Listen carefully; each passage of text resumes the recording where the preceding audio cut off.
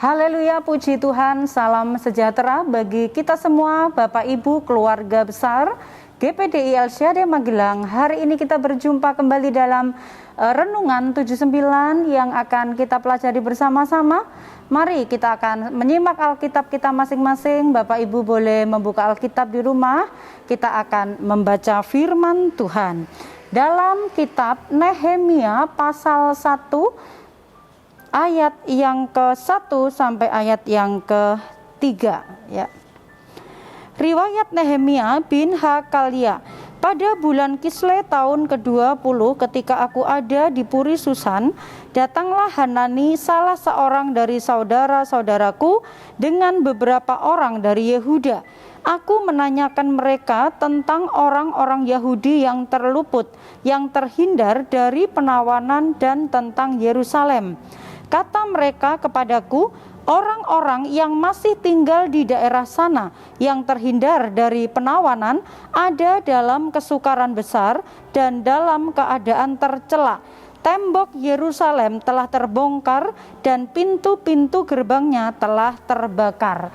Puji Tuhan, Bapak Ibu, kisah di dalam kitab Nehemia pasal 1 ini adalah mengenai doa daripada Nabi Nehemia bagi bangsanya ya. Nah, Nehemia ini adalah orang yang asli lahir orang Israel, tetapi dia lahirnya ada di negeri asing, yaitu di kerajaan Persia.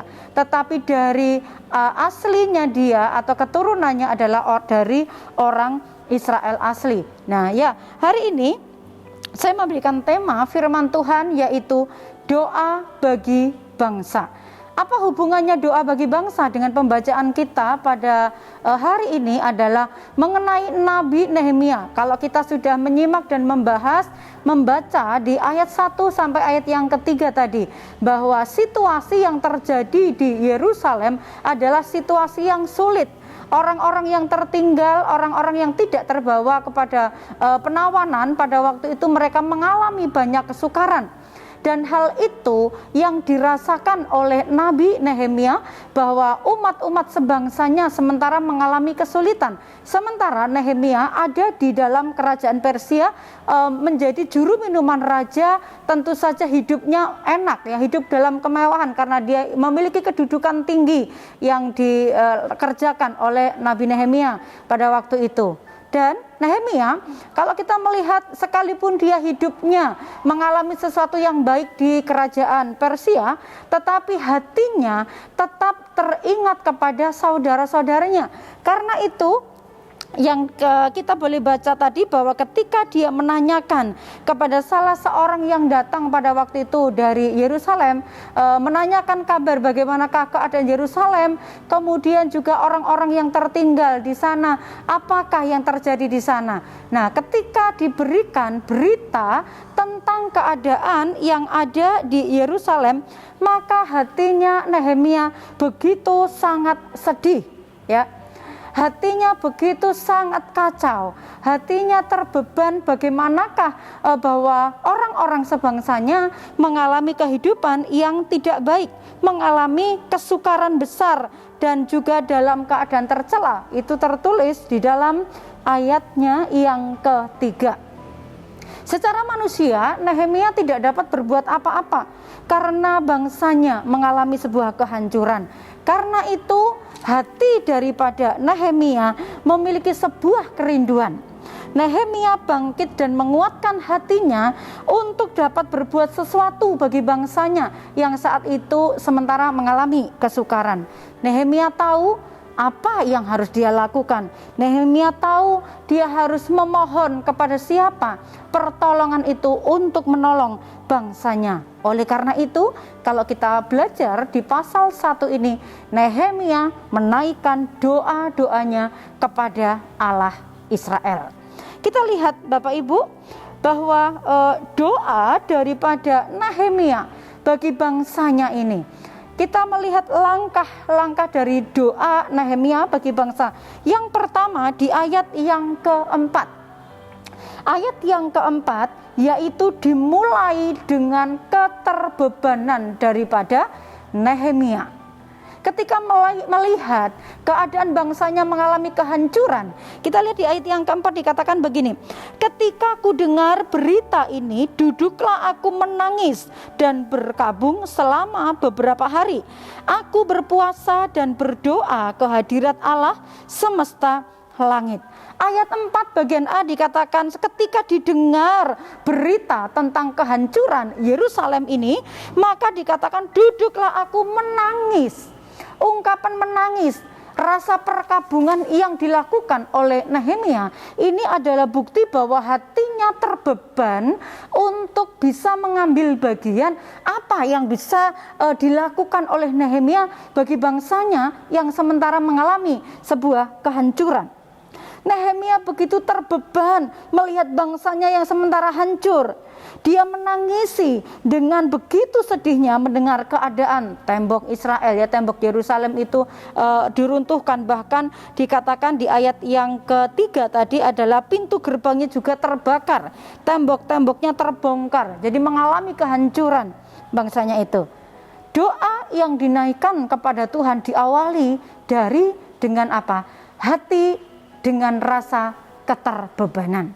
Apa yang kita lihat di tengah-tengah bangsa Indonesia ini, Bapak Ibu, ada banyak hal yang bisa kita lakukan, yaitu dengan kita mendoakan bangsa kita, diawali dengan apa?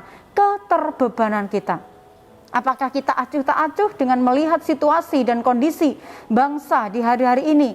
Pemerintahan begitu bekerja keras untuk dapat menanggulangi masalah demi masalah yang terjadi di tengah-tengah bangsa ini. Apakah hati kita mulai terbeban mendoakan bangsa ini? Mari dimulai dari hati yang terbeban, kita mau mendoakan bangsa ini. Yang kedua, di ayat yang ke-6 dan sampai ayat yang ke-7, di ayat yang ke-6 sampai ayat yang ke-7 yang dilakukan oleh Nehemia ketika dia mau menaikkan doa bagi bangsa kepada Tuhan adalah dia menyamakan dirinya dengan bangsanya, yaitu untuk merendahkan diri. Dalam ayat yang ke-6 dan ayat yang ke-7, Nehemia itu mengakui dosanya dan dosa-dosa bangsanya di hadapan Tuhan. Seruan daripada Nabi Nehemia adalah mewakili bangsanya. Dia membawa bangsa Yerusalem itu, ya bangsa Israel, yang khususnya kota Yerusalem itu dikatakan dia bawa kepada Tuhan, dan Nehemia ini meminta ampun. Dikatakan di ayat yang ke-6 sampai ayat yang ke-7 dikatakan, berilah telingamu dan bukalah matamu dan dengarkanlah doa hambamu yang sekarang kupanjatkan ke hadiratmu siang dan malam bagi orang Israel. Hamba-hambamu itu dengan mengaku segala dosa yang kami orang Israel telah lakukan terhadapmu. Juga aku dan kaum keluargaku telah berbuat dosa. Kami telah sangat bersalah terhadapmu dan tidak mengikuti perintah-perintah, ketetapan-ketetapan dan peraturan-peraturan yang telah kau perintahkan kepada Musa hambamu itu. Nehemia bersama-sama dengan bangsa Israel menyamakan dirinya di tengah-tengah bangsa sebagai pribadi yang mewakili. Seruannya kepada Tuhan mewakili bangsanya, yaitu untuk memanjatkan doa kepada Tuhan. Dikatakan, aku berdosa, keluargaku berdosa, juga dosa daripada bangsamu ini. Kiranya Tuhan supaya mengampuni. Jadi merendahkan diri dengan mereka mengakui dosa-dosa di hadapan Tuhan. Dan Nehemia ini dia meminta belas kasihan Tuhan supaya segera dapat menolong bangsanya dari keterpurukan. Bapak Ibu Saudara yang dikasihi Tuhan, kita ada di tengah-tengah bangsa Indonesia ini bukanlah suatu hal, bukanlah sebuah kebetulan, tetapi Tuhan menempatkan kita ada di tengah-tengah bangsa ini supaya kita pun dapat mengambil bagian berdoa untuk kebaikan bangsa dan negara kita. Yang ketiga langkah doa Nehemia bagi bangsanya, yaitu di ayat yang ke-5 sampai ayat yang ke-6, dia menyampaikan atau mengingat kebesaran dan kesetiaannya Tuhan. Di ayat yang ke-5 dan ayat yang 6 ya, di ayat yang kelima, kataku ya Tuhan Allah semesta langit, Allah yang maha besar dan dahsyat, yang berpegang pada perjanjian dan kasih setianya terhadap orang yang kasih kepadanya dan tetap mengikuti perintah-perintahnya. Ya. Nah, yang disampaikan oleh Nabi Nehemia ini adalah dia mengingat bahwa memang saya berdosa, bangsa ini berdosa, keluargaku berdosa. Tetapi dikatakan oleh Nehemia ketika menyampaikan itu kepada Tuhan, Tuhan kami berdosa. Tetapi dikatakan karena Tuhan memiliki kasih yang besar, ikatan kasih Tuhan yang besar kepada umat-umatnya, Tuhan memiliki perjanjian, dikatakan jika umat-umat itu berbalik merendahkan diri, mengakui dosa dan kemudian mengikuti perintah-perintah Tuhan, maka kasih Tuhan yang besar itu akan kembali dapat memulihkan umat-umatnya. Ini ya, yang disampaikan oleh Nabi Nehemia kepada Tuhan untuk kembali mengingat bahwa betapa besar kasih dan kesetiaannya Tuhan bagi umat-umatnya yang mau setia dan juga berbalik kepada Tuhan.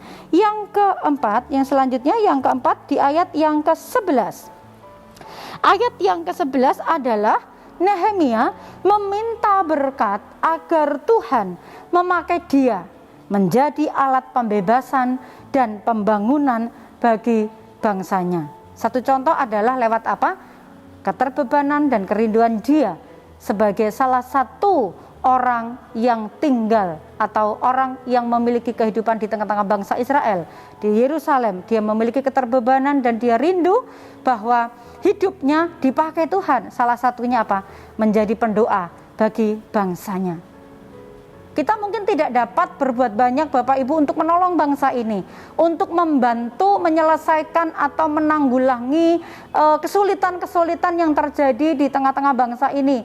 Tetapi ada satu hal yang bisa kita lakukan, seperti yang dilakukan oleh Nabi Nehemia, dia berdoa bagi bangsanya.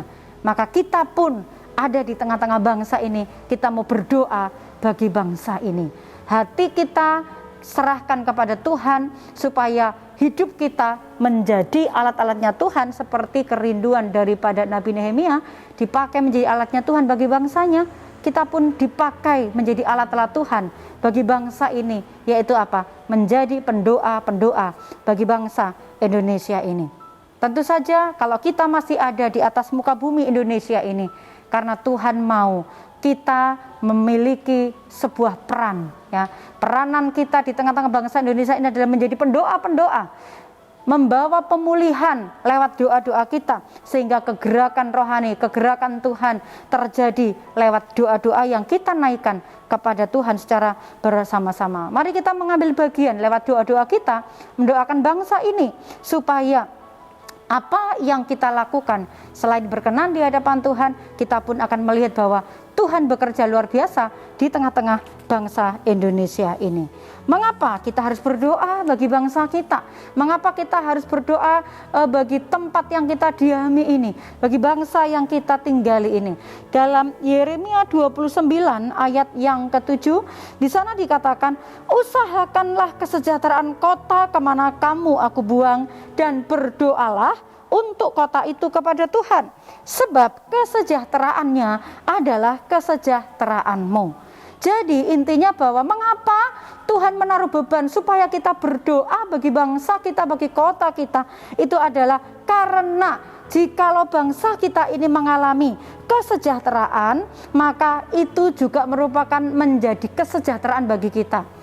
Kalau bangsa ini mengalami keterpurukan, kita pun akan mengalami keterpurukan, ya, akan terkena imbasnya.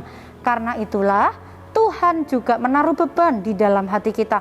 Berdoa bagi bangsa ini, kalau bangsa ini mengalami pemulihan, mengalami kebaikan-kebaikan, hal-hal mengalami kemajuan, maka kita pun akan mengalami kesejahteraan yang tinggal di dalamnya itu. Usahakanlah kesejahteraan bangsa ini lewat doa-doa yang kita naikkan kepada Tuhan.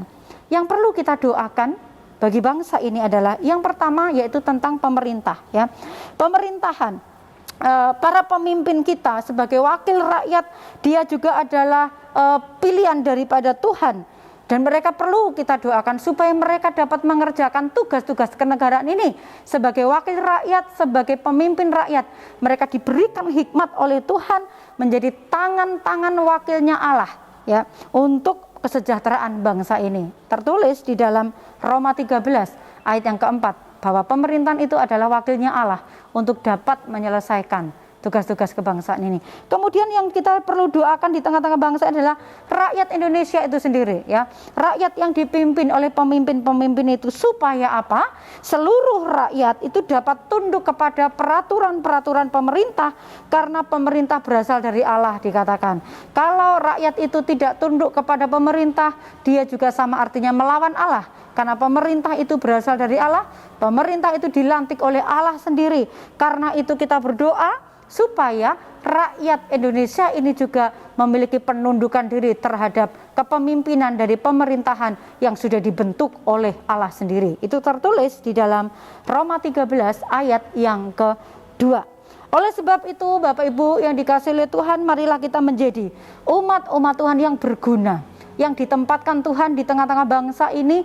Berguna untuk apa? Untuk menciptakan sebuah kesejahteraan lewat tingkah laku kita, juga mengikuti aturan-aturan pemerintah, dan juga lewat doa-doa kita yang kita naikkan kepada Tuhan, sehingga kesejahteraan bangsa ini juga menjadi kesejahteraan kita ketika kita dapat mengambil bagian mendoakan bangsa dan tanah air kita ini. Puji Tuhan. Tuhan memberkati kita. Mari kita menjadi orang-orang yang bijaksana, umat-umat yang mengasihi Tuhan, mengasihi bangsa ini, sehingga kita mengambil bagian di dalamnya untuk kemuliaan nama Tuhan. Bangsa ini dipulihkan oleh Tuhan. Tuhan memberkati. Mari kita akan sama-sama tundukkan kepala, kita akan berdoa. Bapa yang baik, terima kasih karena Engkau yang menaruh beban dalam hati kami berdoa bagi bangsa ini, agar bangsa ini mengalami kesejahteraan, bangsa ini mengalami pemulihan. Oleh sebab itu ada banyak umat-umat-Mu yang Tuhan tempatkan di tengah-tengah bangsa dan negeri ini, agar hati kami tertuju kepada Tuhan, juga terbeban mendoakan bangsa ini, sehingga bangsa ini mengalami kemuliaan Tuhan, mengalami pemulihan Tuhan. Lewat doa-doa yang kami naikkan, Engkau bekerja luar biasa, memberkati bangsa ini, memulihkan bangsa ini. Terima kasih Tuhan. Buatlah jiwa keluarga besar GPDI El Shaddai bersukacita. Engkau ya Tuhan, baik dan suka mengampuni dan berlimpah kasih setia bagi semua orang yang berseru kepadamu. Inilah seruan kami yang kami naikkan kepada Tuhan. Kami terima firman-Mu dengan sukacita dalam nama Tuhan Yesus Kristus. Haleluya. Amin.